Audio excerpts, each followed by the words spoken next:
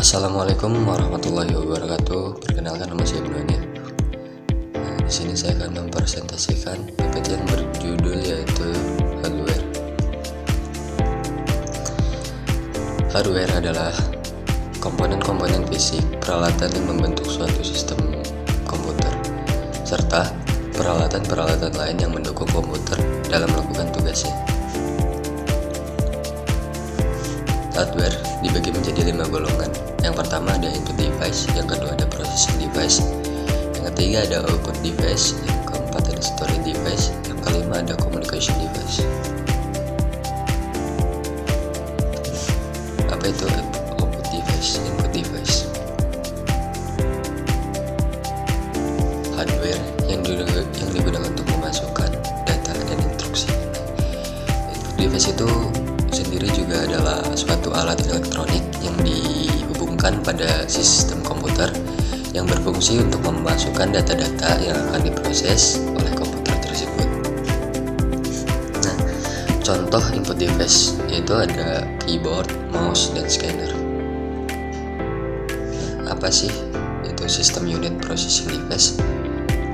Kotak yang berisi komponen elektronik yang digunakan untuk memproses data menjadi informasi.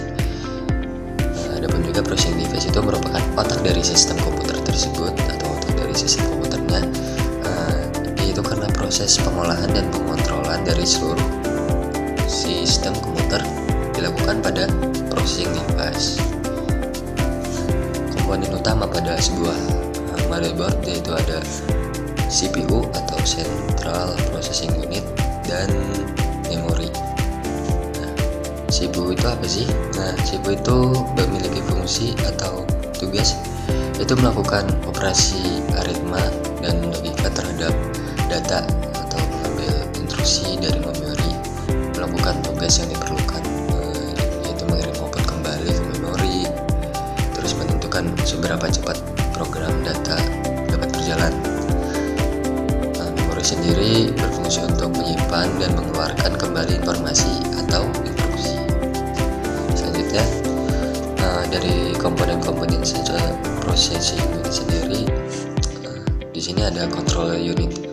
Nah, control unit ini berfungsi atau bertugas mengatur dan mengendalikan semua peralatan yang ada pada sistem komputer.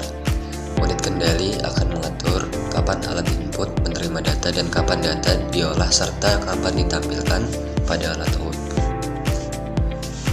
Control unit tersendiri, control unit itu dibagi menjadi beberapa tugas, yaitu yang pertama ada mengatur dan mengendalikan alat-alat input dan output, yang kedua ada mengambil instruksi dari memori utama, yang ketiga ada mengambil data dari memori utama atau jika diperlukan untuk proses, yang keempat ada mengirim instruksi ke ALU bila ada perhitungan aritma atau perbandingan logika serta mengawasi kerja dari ALU.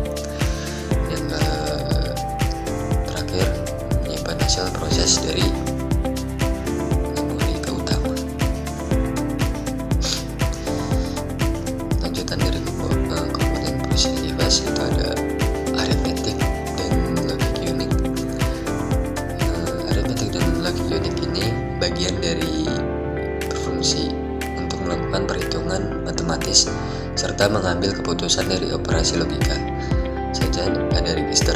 Nah, bagian yang menyimpan sementara yang digunakan untuk menyimpan instruksi dan data yang sedang diproses oleh CPU. Memori.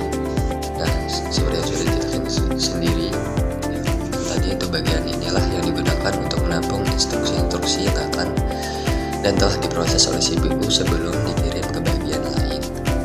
Nah, komponen memori sendiri itu dibagi menjadi dua.